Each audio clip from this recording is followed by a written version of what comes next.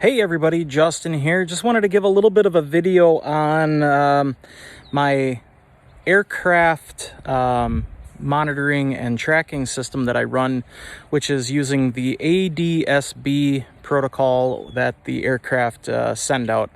Just a wireless signal that's on the 1090 megahertz band, or 1 gigahertz-ish. But a piece of equipment that I use, which is something you can actually build yourself fairly easily with minimal money invested, and just set it and forget it, let it run and do its thing. So I'm gonna flip the camera around here and show you what is all involved on accomplishing this. And this is a little bit more on the upper end, obviously not in elevation, which you'll see, but it's quite amazing on how well it does work. So let's get the camera flipped around and I'll show you how this all works. Okay, so here's what we have. I have an outdoor box with a long section of coax for right now. Not preferable anyway, I'll get into that a little later. And then I have a short piece of mast here with an appropriate antenna zip tied to it. So this is, again, temporary permanent, I guess that's what a lot of people call it, but this is about a 9 dBi antenna sold by New Elect, and I've actually had pretty satisfactory results with it. Does not come with the right size bracketry, which is why it is zip tied to a pole instead of using the brackets that they supplied that were not for this antenna. So a little bit of a downside with that product. But so you have your coax, connects to the antenna, and then it comes down, and I have it going into this weatherproof box, which is just kind of precariously slipped into the chain link here. And inside we have a Raspberry Pi. This is a Pi 4B. Not necessary to have this powerful of a Raspberry Pi, but I have other options and other ideas that I'm going to do with this, as well as the ADS-B. I have a short USB link cable going to a Smart T, which is the NESDR Smart T, and then short jumper lead for coax going into this, which is a preamp. So it's a triple filter, low noise filter design, and it also is a preamp, so it has the built-in bandpass filters for ADS-B 1090 megahertz. And that basically just amplifies the signal coming from the coax that's fed into it. This unit, as you can tell, I don't have any power plugged into it, so I have a what's called a PoE hat, Power over Ethernet hat, installed on my Raspberry Pi, so I can just feed it with coax. I'm using double shielded Ethernet cable here, Cat 5e standard, and then that plugs into the Raspberry Pi, and then of course that's then down converted to the voltages that are required for this Pi unit to run on. I've had this in here for a few years and haven't had an issue, knock on wood.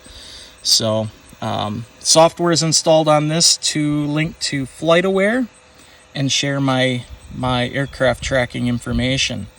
Really, there's not much to this, just a software-defined radio, a filter and an amplifier, which isn't 100% necessary, but definitely helps, and a Raspberry Pi.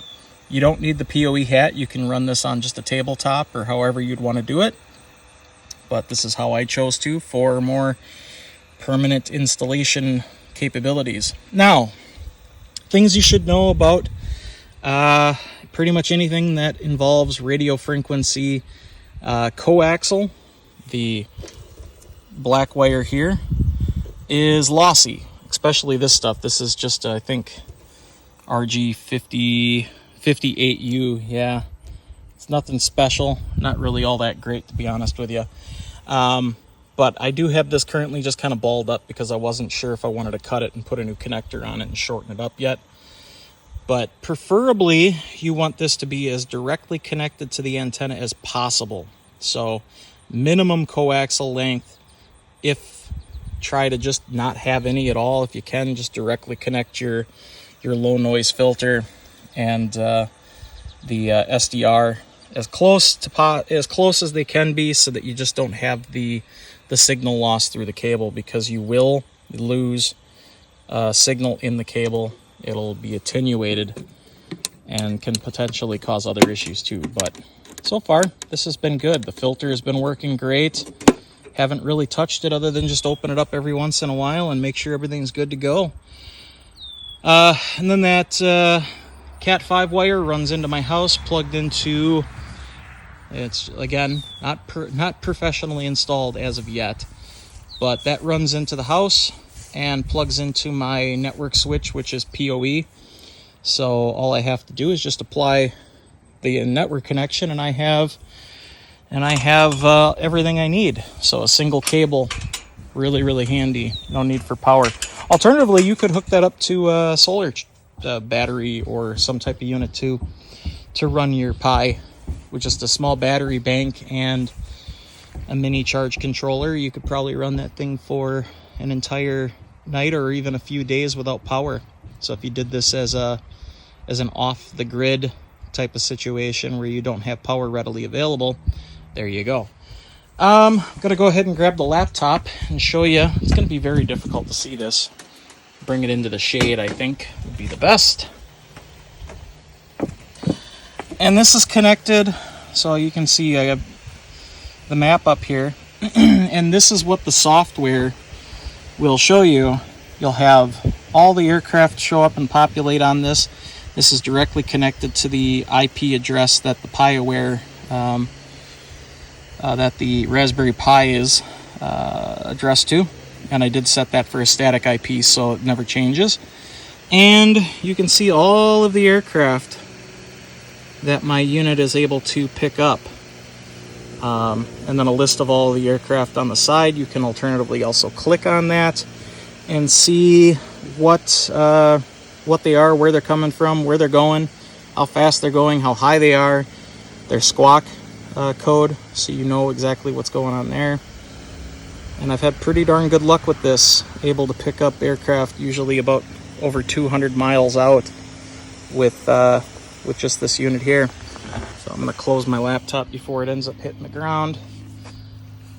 So yeah, so that's what I'm using to pick up all of the aircraft that I had posted from the EAA Oshkosh Air Venture Cup race that was originating starting at the Wausau downtown airport here in Wausau, Wisconsin. And I can usually pick them up until they pretty much come in for approach into Oshkosh. Now, if I get that antenna up significantly higher, that's going to definitely help. And we have a pretty awesome location here for antennas. As you can see, I have a few. So for the nerdy folk out there that want to know what antennas I am running, in the background there, that's the DX Commander Nebula. That's a 60-foot tall mast with 160 meters on an inverted L, which is running off, heading to the west. And I have populated this one with all the elements for 60 meter, or 80, which incorporates 10, 60, 40, 20, 17, and I believe that's it. 10 meters is on the 80 meter element, and 15 meters on a harmonic I get off of, I believe, the 40 meter element.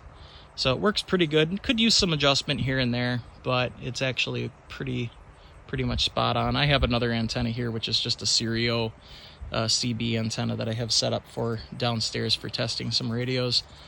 But that's coming down. I don't really use it anymore. And then on this side of the house, I have, of course, Starlink is on the corner there, and then I have a Diamond X6000A for my 2 meter, 70 centimeter, and 1.2 gig for my radios that I use for ham.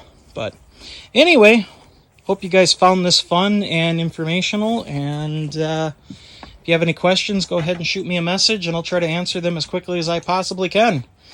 Anyway, enjoy the garden here. Looks like these could use some water and maybe a little fertilizer. Cucumbers.